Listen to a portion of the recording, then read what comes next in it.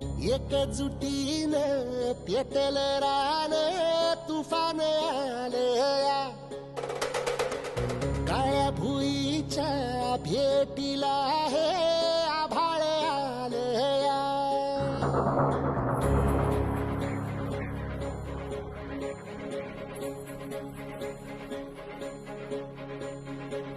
एकजुटीनं पेटल रान तुफान आलया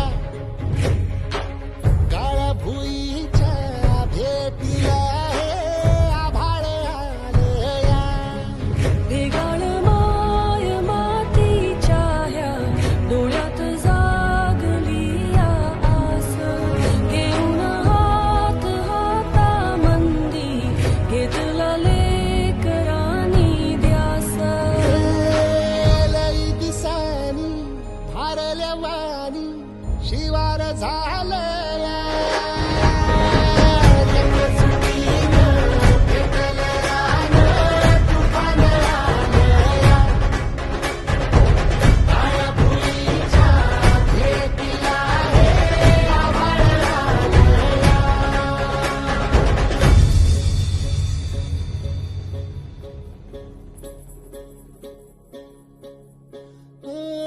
पिचलेला इझलेला टाहो कधी न कुणा कळला तळमळलीस तू करपुनी हिरवा पदर तुझा जळला छळ केला पिढी जात तुझा ग उखडून वनराई अपराध किती झाले पण आता शरण तुला आई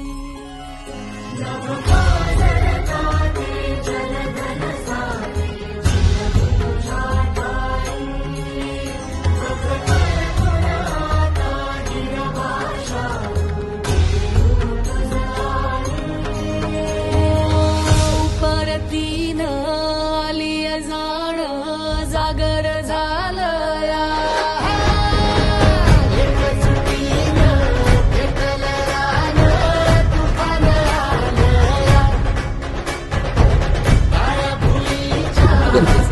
कालचा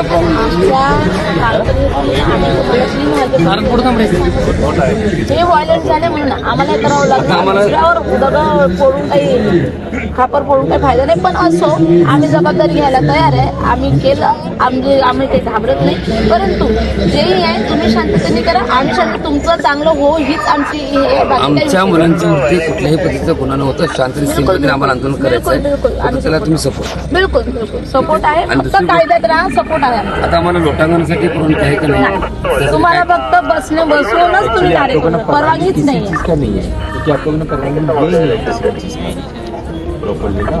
अभी हमको परवानगी चाहिए तो क्या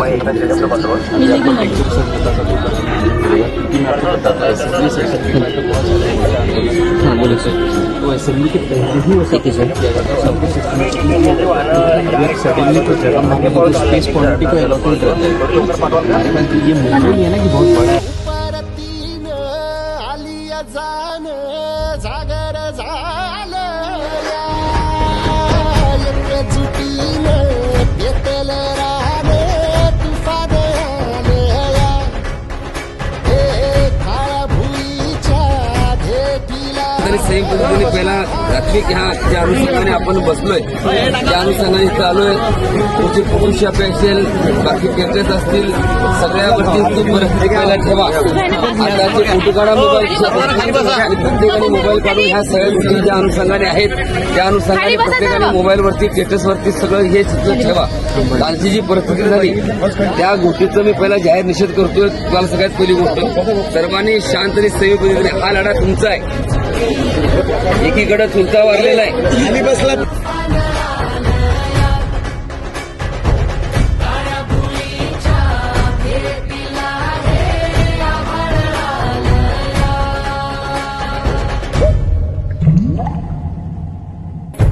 एकजुटीनं पेटल रान तुफान आलया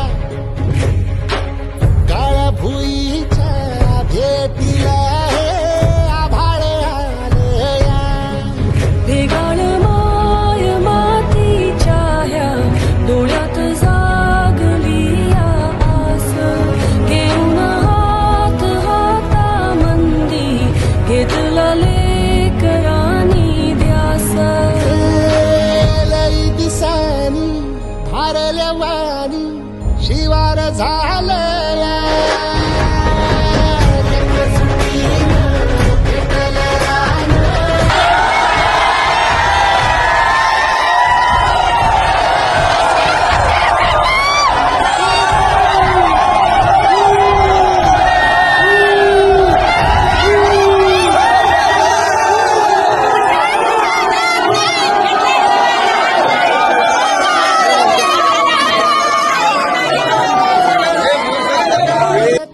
आहे या सरकारचं फक्त एकच धोरण आहे की नोकरीची जी संख्या आहे मागणीची ते कमी करण्यासाठी अशा योजना आणून सरकार ह्या मुलांना वेड्यात करतंय यात ते मात्र शंका नाही. म्हणून या सरकारच्या नावाने आज मी आता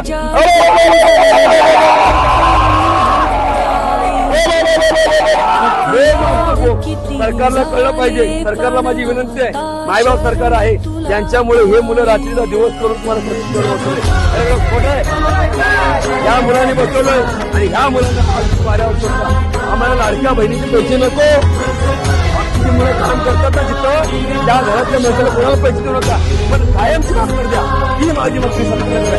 आम्हाला धर्माची नको कष्ट करतोय. 10,000 रुपये 8,000 आणि 10,000 या मुलांना मिळालं पाहिजे ही बापच अपेक्षा आहे.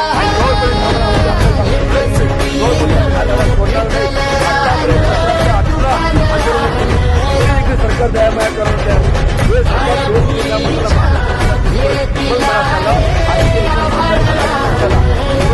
आज पट्टी लोकांना घेत असताना काल मुलांच्यावरती लाठीचार्ज झाला, महिलांच्यावरती लाठीचार्ज झाला.